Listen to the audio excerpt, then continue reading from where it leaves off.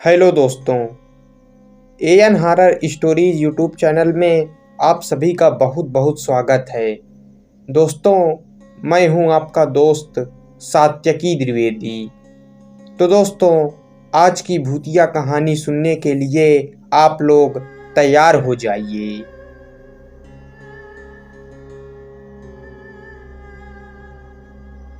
बात तब की है जब मैं 3-4 साल का था।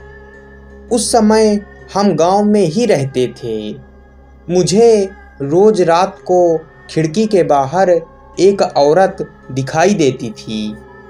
उसने सफ़ेद साड़ी पहने हुए होती थी और उसकी आंखें नीली होती थी। वो मुझे बुलाती थी। मैं बहुत डर जाता था और अपनी माँ को पकड़कर सो जाता था। कुछ दिनों बाद हम अपने पिताजी के साथ शहर में रहने लगे। गांव का घर खाली हो गया। हमारा गांव जाना भी कम होने लगा। अब केवल शादी ब्याह में गांव जाना होता था। वो भी केवल मेरे माता पिता ही जाते थे।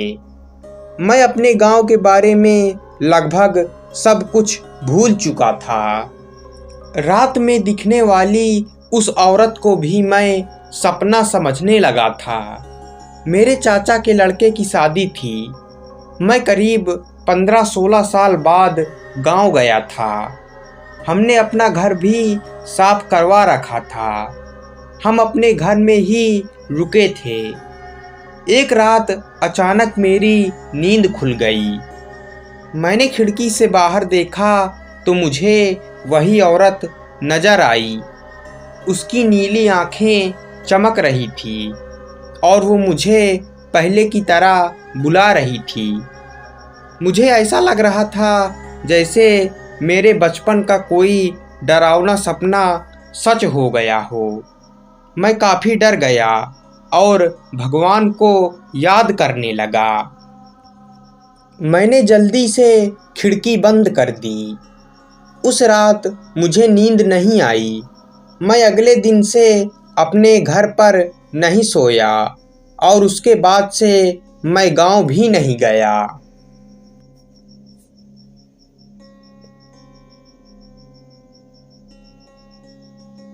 तो दोस्तों, ये थी आज की भूतिया कहानी। कहानी आपको कैसी लगी?